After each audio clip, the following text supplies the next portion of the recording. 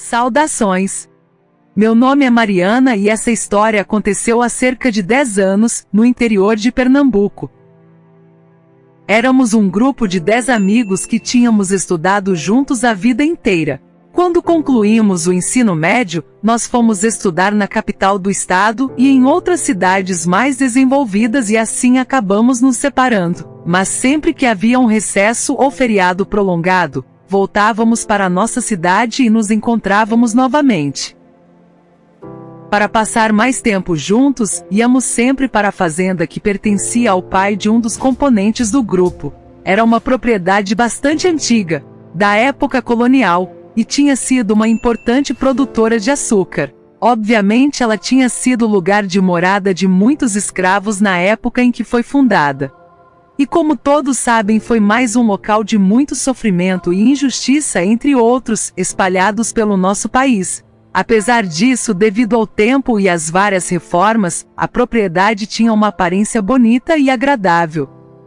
A fazenda ficava nos arredores de uma cidade vizinha. Era um local bastante ermo e afastado, situado às margens de uma rodovia federal. No dia em que o evento a ser relatado ocorreu, nós havíamos chegado lá bem cedo, como era mesmo de costume. A casa grande ficava um pouco distante da rodovia, e não havia nada por perto, exceto a casa do zelador, que ainda assim ficava a alguma distância.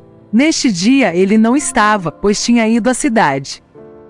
A casa grande era uma construção muito simples, com uma grande escadaria na frente, porque embaixo, no porão, ficavam os aposentos onde antigamente era a senzala. Essa parte tinha sido fechada com tijolos e ninguém entrava lá já há muito tempo. Passamos o dia tomando banho de rio, brincando, tocando violão, mexendo com as vacas e nos aventurando por dentro do mato no terreno da fazenda. Do meio para o fim da tarde voltamos para a casa grande para continuarmos nossas conversas e brincadeiras. A casa consistia, pelo exterior, numa grande varanda tipo um alpendre que percorria toda a sua parte frontal e os dois lados. Já do lado de dentro, tínhamos uma grande sala, um corredor e no final deste, uma enorme sala de jantar ladeada por 4 quartos, sendo 2 de cada lado. No final ficava a cozinha. Não havia área de serviço, porque atrás da cozinha o terreno era pedregoso, de difícil acesso e cheio de mandacarus e vegetação típica. Talvez a casa tenha sido colocada ali de propósito, por questões de segurança, por quem a construiu.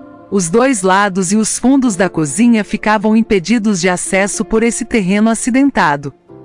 O grupo se dividiu em 2, uma parte ficou num dos quartos vendo TV e conversando e o outro, no qual eu estava, foi para a cozinha matar a fome e o tempo. Num determinado momento, enquanto conversávamos, ouvimos um barulho numa das janelas da cozinha. Era como uma risada de criança e algo roçando a janela.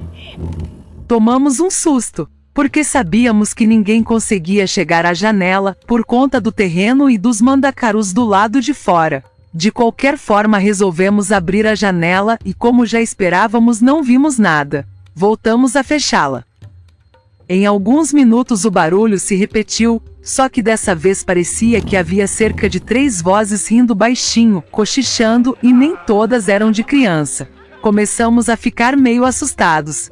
Novamente abrimos a janela e não havia ninguém do lado de fora. Sem parar para pensar no assunto, sugerimos que talvez nossos amigos que estavam no quarto tivessem saído da casa e estivessem nos pregando uma peça. Decidimos que da próxima vez que ouvíssemos o barulho, um grupo correria até o quarto e o outro os esperaria na porta da frente da casa para pegá-los em flagrante. Assim fizemos.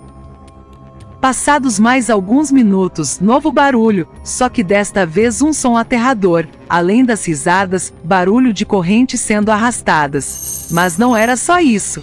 Tinha algo pior, como um grunhido, ou como alguém com uma voz grave e bem rouca fazendo um gemido muito medonho. Era como se estivesse sentindo muita dor e passando por um momento agonizante de tortura. Aquela coisa também estava forçando a janela, como querendo arrombá-la. Dava para ver a janela sendo sacudida por uma força invisível. Pulamos de nossas cadeiras e corremos, uns para o quarto e outros para a porta de entrada. Qual não foi a nossa surpresa quando encontramos todos os nossos amigos tranquilamente conversando no quarto. Todos eles realmente estavam lá. Pânico total nessa hora. Contamos o que tinha acontecido. A princípio eles acharam que estávamos brincando, mas ao ver nossas caras de medo perceberam que a coisa era séria. Ficamos sem saber se saíamos da casa ou não. O sol já estava quase no fim, e só havia a última luz do dia do lado de fora, naquela hora do crepúsculo da noite.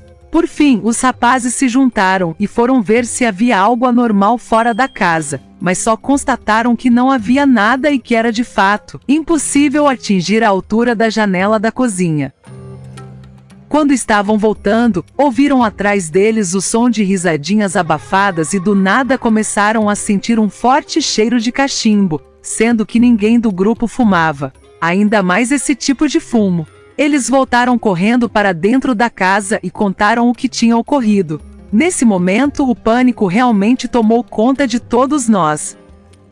Pegamos nossas coisas do jeito que estávamos, sem arrumar nada, e corremos para dentro dos carros para voltar para a cidade.